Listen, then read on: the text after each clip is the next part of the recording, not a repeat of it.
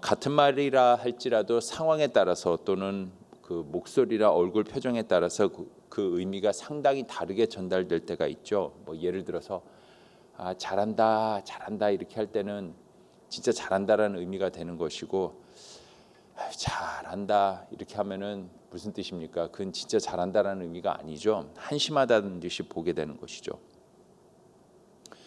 회개하라라고 광야에서 외치던 세례 요한의 말을 들은 사람들은 그 이야기를 들었을 때 자신이 얼마나 하나님 앞에서 죄인인가 자신의 모습을 돌아보고 눈물로 회개하면서 하나님과의 관계가 회복되는 영적 부흥으로 나아가게 됐습니다. 그 회개하라라는 말은 은혜의 권면의 말씀이었던 것이죠.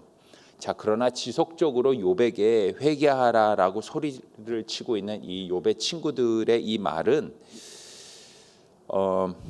악에서 떠나게 하거나 또는 하나님과의 관계를 회복하게 하거나 또는 죄사함의 축복을 받게 하는 그 은혜의 말이 아니었습니다. 똑같은 회개하라라는 말임에도 불구하고 오히려 상처에 뜨거운 물을 붓는 것과 같은 잔인하고 매정한 저주의 말이었던 것이죠. 이렇게 같은 말이라 할지라도 어떤 사람의 말은 사람을 살리고 어떤 사람의 말은 사람을 죽입니다. 이 논쟁이 길어지면 길어질수록 오히려 자신을 죽이려고 고통을 더 가중시키고 있는 친구들의 공격에서 자신을 살리려고 하고 또 자신이 살아남기 위해서 몸부림을 치고 있는 욥의 모습을 우리가 계속해서 보고 있습니다. 만약 여기서 친구들의 그 공격에 네가 죄를 지었기 때문에 이 고난을 받고 있다라는 그 친구들의 그런 공격에 지게 되면 밀리게 되면은 결국 친구들의 말 때문에 절망을 하게 되고 넘어질 수밖에 없다라는 것이죠. 그러면 도무지 회복할 길이 없을 거다라는 것을 욥이 잘 알고 있었기 때문에 끝까지 살아남기 위해서 무엇보다도 하나님의 음성을 확실하게 들을 때까지 내가 이대로 넘어질 수는 없다라는 그런 독한 마음에 아주 독하게 친구들의 말에 이렇게 반박을 하면서 맞서며 지금 끝까지 논쟁을 하고 있는 욥의 처절한 모습을 지금 우리가 보고 있는 겁니다. 무엇을 느끼십니까? 외로움입니다. 외로움. 얼마나 욥이 외로웠을까? 욥기서 21장 2절과 3절을 보게 되면, 그러니까 어제 그저께 봤었던 말이죠. 욥이 이렇게 얘기를 합니다. 너희는 내 말을 잘 들어라. 나에게 먼저 말할 기회를 달라. 너희가 조롱하더라도 내 말이 끝난 다음에 하라 라면서 제발 내 말 좀 들어봐라 하면서 아무도 내 말을 듣고 있지 않는 것과 같은 그런 외로운 마음을 지금 욥이 표현을 하고 있는 것이죠. 사람이 언제 가장 외로울까요? 그래서 이 모습을 욥의 모습을 통해서 정말 내가 사랑했던 사람이 내 말을 믿어주지 않을 때, 내가 정말 의지했던 친구들이 내 말을 끝까지 들어주지 않을 때, 내가 의지하고 믿었던 사람이 나를 배신을 할 때, 내 마음을 몰라줄 때, 그때 얼마나 외로울까라는 진정한 인간의 외로움이 언제 올까라는 것을 욥의 모습을 통해서 이렇게 보게 됩니다. 자, 계속해서 엘리바스, 빌닷, 소발은 욥을 공격을 하면서 계속 지금 토론을 지금 하고 있습니다. 이제 오늘 본문부터 이제 세 번째 토론이 세 번째 라운드로 이제 들어가게 되는 거죠. 첫 번째, 두 번째 라운드에서는 세 친구들이 이제 돌아가면서 욥의 고난에 대해서 논쟁을 하는데, 이게 이제 22장 오늘부터서는 이제 마지막 세 번째 이제 그 논쟁이 벌어지고 있는 거거든요. 그러면서 가장 나이가 많은 엘리바스가 역시 이 세 번째 논쟁의 첫 포문을 열고 있습니다.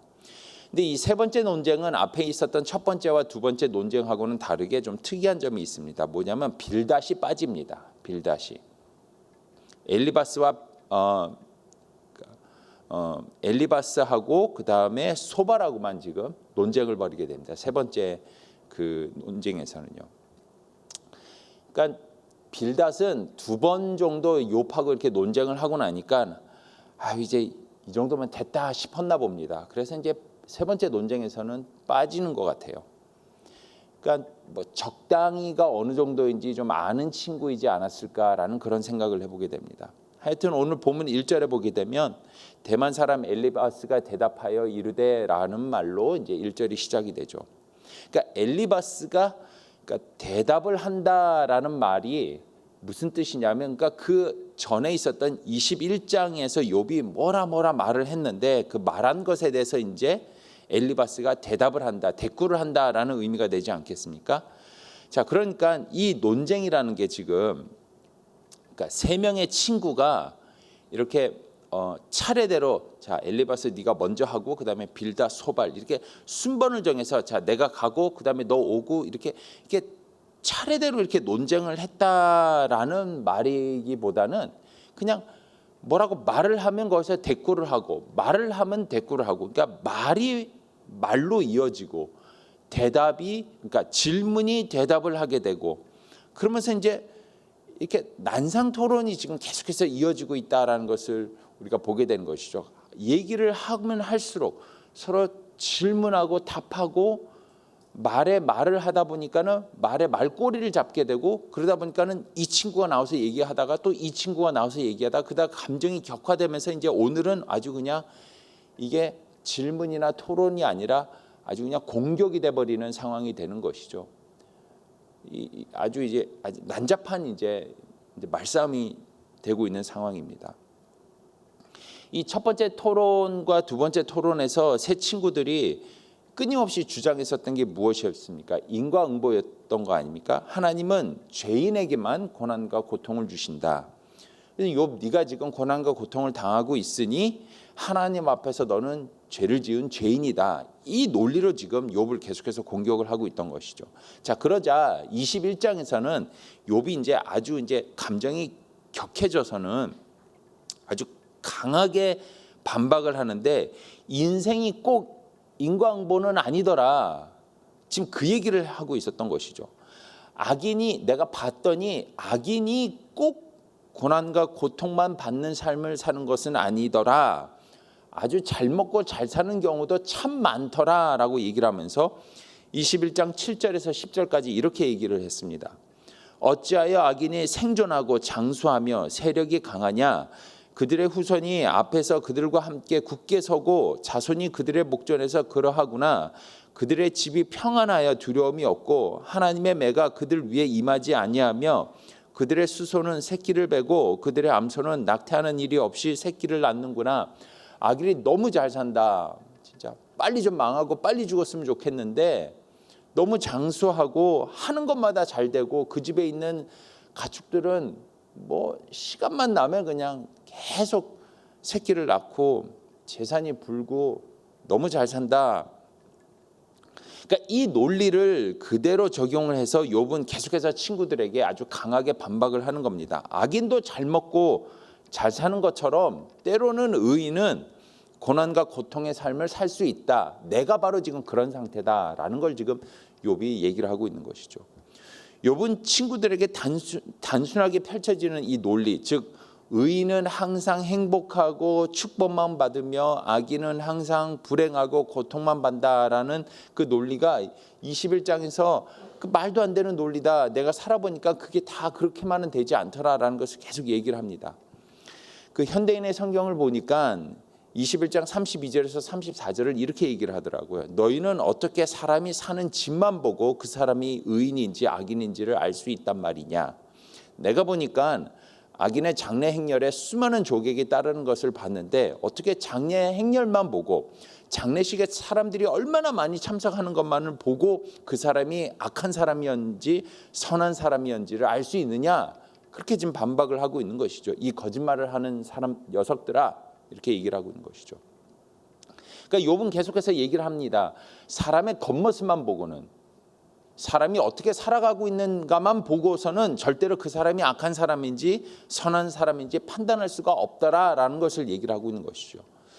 사실 이 부분에 대해서 우리가 참 생각해 볼 부분이 참 많이 있습니다. 그렇지 않겠습니까? 우리가 사람들 눈에 어떻게 보이느냐만 신경 쓰는 것이 바로 이런 이유 때문일 수도 있겠죠. 사람들이 겉모습만 보고 사람이 어떤 사람인가를 판단하는 성향이 있으니까 오히려 겉모습이 잘 살고 따르는 사람이 많고 겉모습이 화려하면은 내가 곧 그 모습이 내가 얼마나 선한 사람인지를 증명해주는 하나의 도구가 될 수 있겠다라는 생각에 사람에게 어떻게 보이는 모습에만 계속 신경 쓰는 사람들이 있겠죠. 그렇지 않겠습니까? 하지만 하나님을 믿는 사람들은 그런 겉모습을 통해서 내가 어떤 사람인지를 증명하는 것에 신경 쓰는 사람이거나 집중하는 사람이 아니다라는 것입니다. 자, 그렇다면 과연 어떤 사람들이 하나님 앞에서 진짜 악인일까요? 하나님은 어떤 사람의 삶을 거절하실까요? 오늘 본문에 보게 되면 엘리바스는 욥은 반드시 악한 사람이다라고 자기의 생각을 관철시키기 위해서 하나님께서는 어떤 사람들을 악인이라고 정의를 내리시며 어떤 사람의 삶을 거절하시는가, 그 거절하는 사람의 삶의 특징을 지금 설명을 하고 있습니다. 이게 참 아이러니한 부분이에요. 그러니까 욥, 너는 지금 고난과 고통을 받고 있으니 하나님 앞에서는 분명히 악한 사람이야. 그렇기 때문에 악한 사람이기 때문에 너는 이러한 악한 행동들을 하면서 살았을 거야 라고 지금 엘리바스가 설명을 하고 있는데, 오히려 그 설명을 통해서 우리가 깨닫게 되는 것이 무엇이냐면, 하나님은 이런 사람들을 악인이라고 얘기를 하시며 이런 사람들의 삶을 하나님은 거절하시는구나 라는 것을 우리가 깨닫게 된다라는 것이죠. 엘리바스의 이 억지 주장이 오히려 우리로 하여금 하나님 앞에서 악한 사람의 모습은 어떤 사람인가에 대한 지혜를 얻게 해주고 있다라는 것입니다. 자, 그렇다면 오늘 본문에서 억지 주장을 하고 있는 엘리바스의 이 말을 통해서 우리가 얻게 되는 하나님께서 싫어하시는 악인의 모습은 어떤 모습일까? 한 두 가지 정도 우리가 살펴보기를 원합니다. 첫 번째로는 악한 사람의 모습은 무엇이냐면 바로 교만입니다. 교만. 하나님은 교만한 사람의 삶을 거절하십니다. 교만한 사람을 악한 사람이다라고 정의를 내리십니다. 1절에서 3절입니다. 대만 사람 엘리바스가 대답하여 이르되 사람이 어찌 하나님께 유익하게 하겠느냐? 지혜로운 자도 자기에게 유익할 따름이니라. 네가 의로운들 전능자에게 무슨 기쁨이 되겠으며 네 행위가 온전한들 그에게 무슨 이익이 되겠느냐? 자, 2절에서 사람이 하나님께 무슨 유익을 주며 지혜로운 사람이 올바르게 산다라고 해서 하나님께 무슨 기쁨을 주겠느냐라고 얘기하는 이 엘리바스의 말이 약간 좀 이해가 되지 않습니다. 그렇죠? 이걸 좀 쉽게 한번 설명을 해보죠. 자, 여기서 이제 사람이라고 돼 있는 이 말이 원어적 의미가 뭐냐면 사실은 강한 사람, 용사라는 의미가 되는 겁니다. 또 지혜로운 자라고 돼 있는 3절에서 돼 있는 그 지혜로운 자는 스스로 똑똑한 사람, 이렇게 내가 참 똑똑한 사람이다, 내가 지혜롭다라고 스스로 자기를 그렇게 지혜로운 사람이라고 인정하는 교만한 사람을 의미한다라는 것이죠. 그러니까 다시 말해서 여기서 지금 말하고 있는 게 무슨 뜻이냐면 사람이 스스로 힘이 있고 똑똑하다고 생각해서 내가 하나님을 위해서 뭔가를 해야겠다라고 하는 생각하는 사람이 사실은 하나님한테 별로 유익을 주지 못하는, 하나님에게 별로 그렇게 기쁨을 주지 못하는 교만한 사람이다라는 것이 엘리바스가 지금 얘기하고 있는 악한 사람의 모습인 것이죠. 사람이 좀 똑똑하다 그래서, 좀 지혜롭다 그래서, 그 사람이 좀 강하다 그래서, 용감하다 그래서, 뭐 좀 가진 게 있고 힘이 있다 그래서 도대체 그게 하나님한테 뭐 그렇게 큰 의미가 있겠습니까? 뭐 그렇게 큰 도움이 되겠습니까? 그렇지 않겠습니까? 천지를 지으신 하나님이신데 그 하나님께서 못하실 것이 없는 분인데 우리가 좀 똑똑하고 우리가 좀 가진 게 많고 우리가 좀 할 수 있는 게 좀 있다고 해서 그게 그렇게 하나님에게 뭐 그렇게 큰 도움이 되겠습니까? 그런데 그렇게 생각하지 않고 내가 하나님을 위해서 내가 이런 것도 할 수 있고 이런 것도 할 수 있고 내가 이만큼 이렇게 생각하는 사람이 사실은 하나님에게 도움이 되지 않고 기쁨을 주지 않는 교만한 사람이다라고 얘기를 하고 있는 것이죠. 잠언 16장 18절 교만한 사람에 대해서 뭐라고 얘기를 합니까? 교만은 패망의 선봉이요 거만한 마음은 넘어짐의 앞잡이다라고 얘기하면서 이런 교만함이 결국 패망과 또 넘어짐의 앞잡이가 된다라고 얘기를 하고 있는 것이죠. 여러분, 우리는 우리 자신에 대해서, 우리가 가지고 있는 것에 대해서, 우리가 할 수 있는 것에 대해서 절대로 자랑을 해서는 안 됩니다. 그거는 우리의 자랑거리가 되어서는 안 됩니다. 그렇지 않겠습니까? 만약 우리가 자랑할 것이 있다면 우리의 유일한 자랑거리가 무엇이 되어야 하냐면 바로 하나님의 영광입니다. 무엇보다도 그의 선하시고 인자하심에서 비롯된 복음의 은혜와 사랑만이 여러분 우리의 유일한 자랑거리가 되어야 된다는 것이죠. 내가 좀 똑똑하고 배운 게 많고 가진 게 많고 그게 우리의 자랑거리가 된다면 오히려 그것은 하나님에게 그렇게 큰 유익을 주지 못하며 기쁨도 주지 못하는 하나님께서 싫어하시는 악한 교만한 자의 모습이 될 수밖에 없다라는 것이죠. 자신을 잘하는 것은 하나님의 일에서는 아무런 의미가 없습니다. 그래서 깊은 영성은 무엇인가? 강주인 목사님 요즘 계속 하시는 말씀이 무엇이죠? 여러분, 진짜 깊은 영성의 소유자는 오히려 연약함을 유지하는 것입니다. 내가 연약하지 않다, 나는 강하다, 나는 똑똑하다, 나는 뭐 좀 가졌다라는 것을 강조하는 것이 영성이 아니라 오히려 나의 연약함, 부족함을 계속해서 유지해 나가는 것이 오히려 깊은 영성이 된다는 것이죠. 여러분, 우리가 잘 아는 것처럼 사도 바울은 예수님을 만나기 이전에는 세상적 기준으로 봤을 때는 정말 잘 나가는 삶을 살았던 사람이었습니다. 그렇지 않습니까? 정통 유대인이었죠. 나면서부터 그냥 하나님 말씀을 달달달 외우는 아주 뭐라 그러죠? 예, 뭐 말도 안 나오네요. 아주 그냥 유대인 중에 유대인이었어요, 그죠? 로마 시민권자였어요. 최고의 학벌과 또 권력을 자랑하는 사람이었으며 그 젊은 나이에 사내들인 공회의 회원으로서 리더였습니다. 장래가 촉망받는 사람이었어요.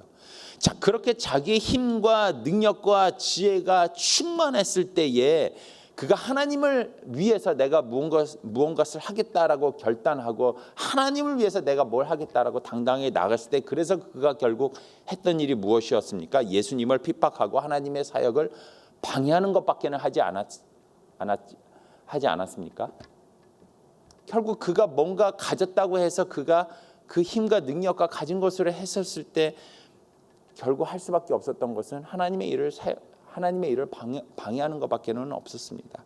자, 그러나 그가 가진 모든 것들을 배설물로 여기며 다 버렸을 때에, 육체적으로 가장 연약해졌을 때에, 누가 봐도 그는 노바디였으며 아무것도 가지지 못했던 아주 연약한 자로 떨어졌을 때, 그런 사람이 되었을 때 비로소 그는 하나님께 쓰임받는 삶을 살게 되었다라는 것이죠. 그런 가운데 그의 입에서 나왔었던 고백이 무엇입니까? 바로 고린도후서 12장 9절에서 10절이지 않겠습니까? 이는 내 능력이 약한 데서 온전하여짐이라 하신지라. 그러므로 도리어 크게 기뻐함으로 나의 여러 약한 것들에 대하여 자랑하나니 이는 그리스도의 능력이 내게 머물게 하려 함이라. 그러므로 내가 그리스도를 위하여 약한 것들과 능력과 궁핍과 박해와 공고를 기뻐하노니 이는 내가 약한 그때에 어떻게 된다고요? 강함이니라. 약한 그때에 강함이니라. 사랑하는 성도 여러분, 여러분의 약함을 자랑하는, 유지하는 오늘 하루가 되기를 간절히 소망합니다.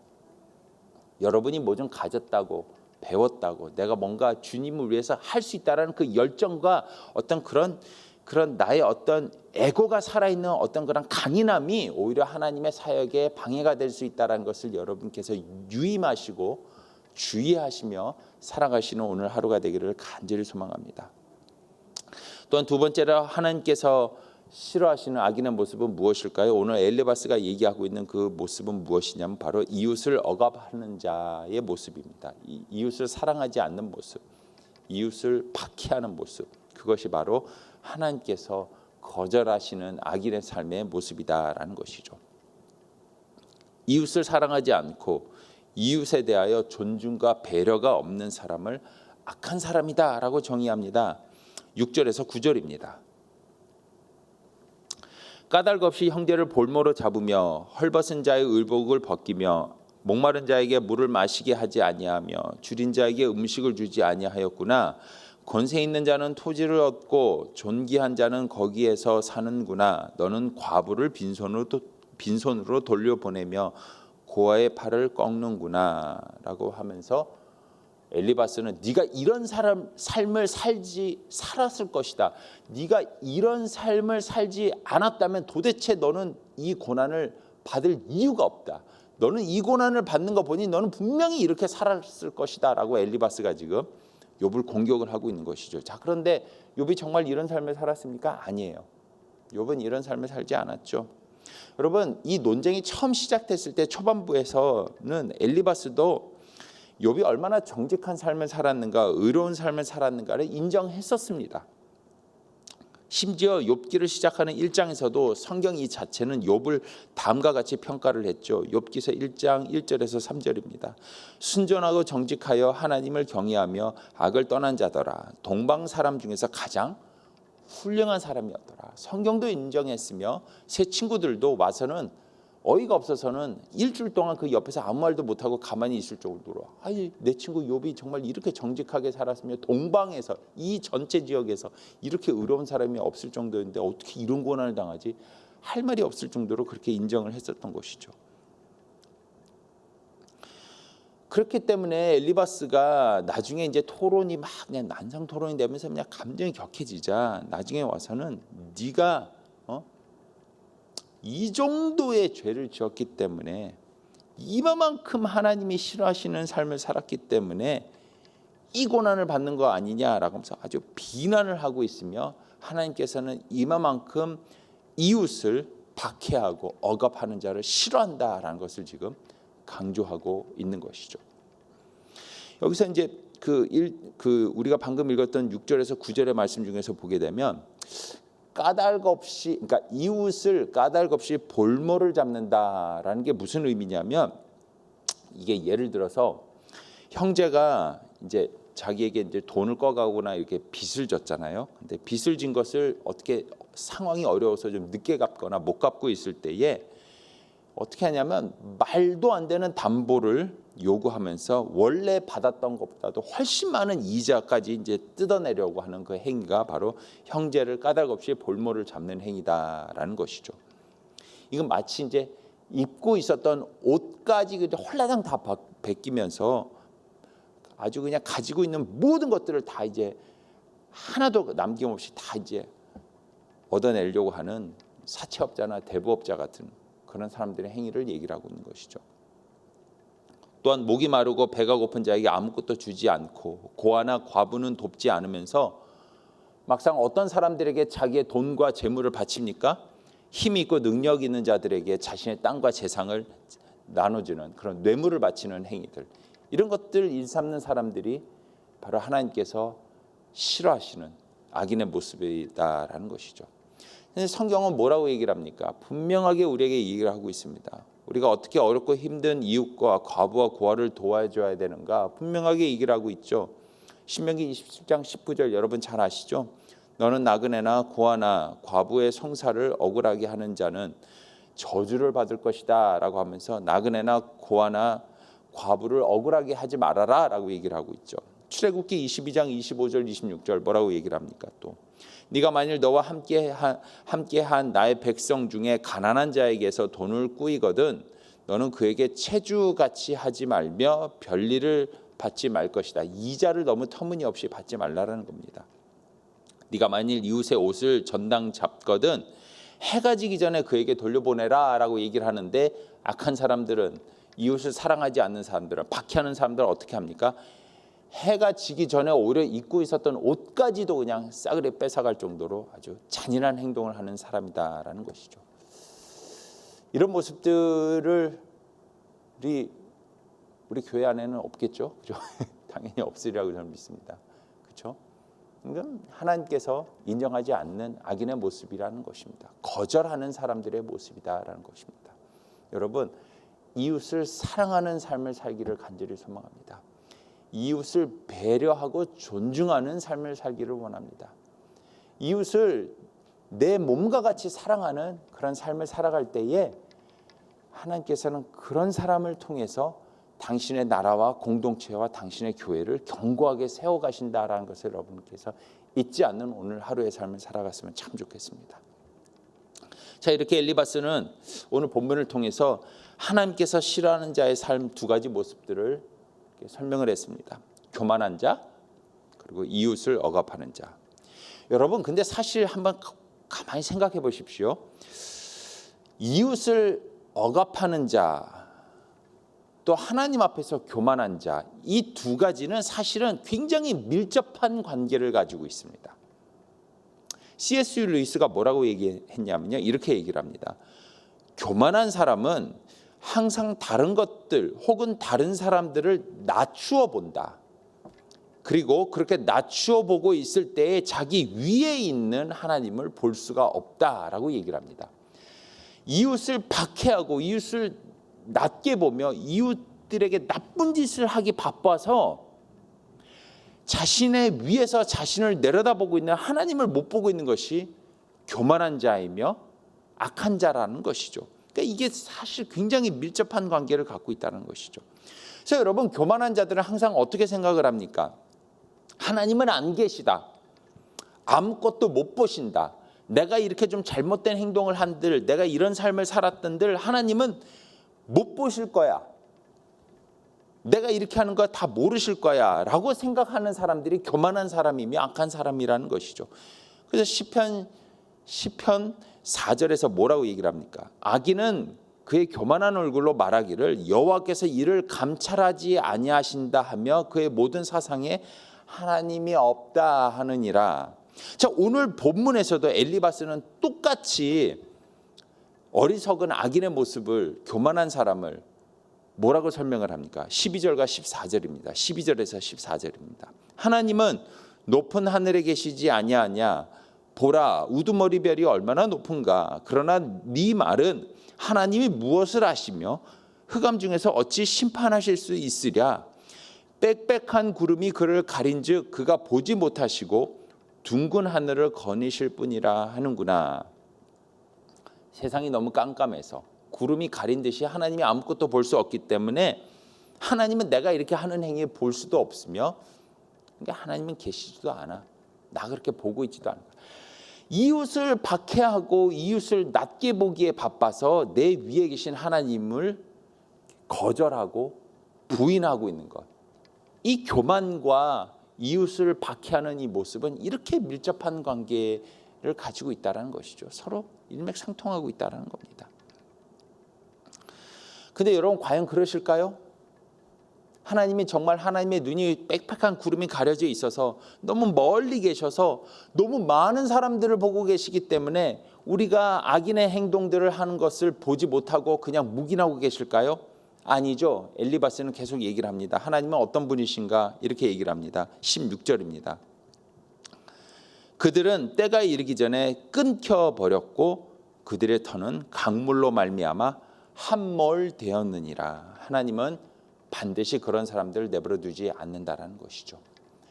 특히 그런 삶을 살기를 원하지 않으시는, 내가 정말로 이 사람들은 정말 이런 삶을 살기를 원하지 않는다라고 생각하시는, 당신이 특별히 사랑하시는 당신의 자녀들이 혹시 이런 모습이 있을 때는 반드시 가만 내버려 두지 않으시고 반드시 책망하시며 옳은 길로 돌아올 수 있도록 이끌어 주시는 분이 바로 우리의 하나님이다라는 사실입니다.